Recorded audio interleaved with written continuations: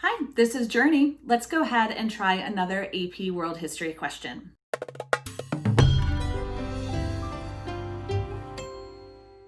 This question has a text-based stimulus. When you're looking at these, it looks like a lot of information, but you're still going to break it down to the simple parts. Whenever you have a text-based document, take a look for the author, audience, and purpose.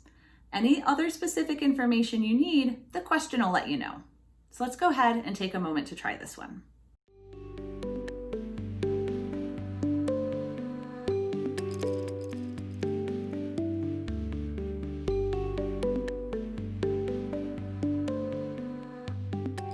So what might we have gathered from this passage?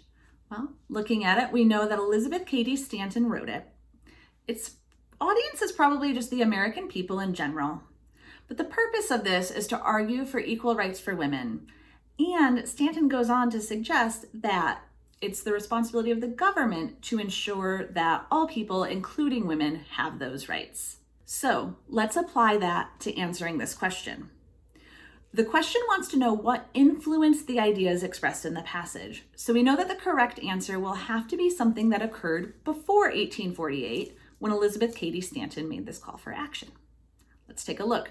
Choice A, well, this one doesn't work because nationalist ideologies, nationalism might unite people, but it's based on living in the same nations and it's not about gender, whereas Elizabeth Cady Stanton is very specifically talking about gender. So we can get rid of choice A. Choice B, the ideas of Enlightenment philosophers and revolutionary documents.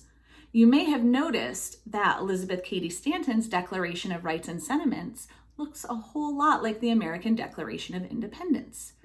And the ideas here were very common ideas held by Enlightenment philosophers, ideas such as liberty and equality.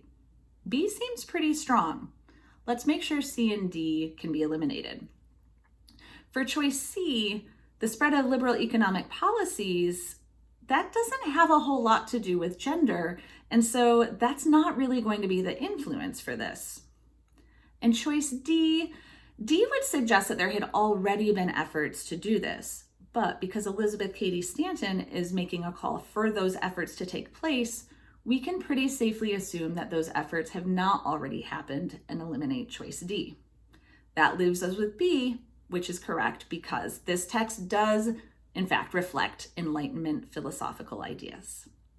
So what are our takeaways?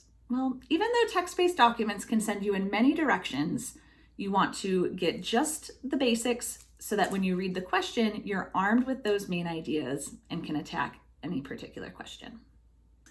This question is from Kaplan's new AP World History QBANK. There you find hundreds of questions, all with detailed explanations. You can even make your own quizzes based on time period. To learn more, click the link in the description.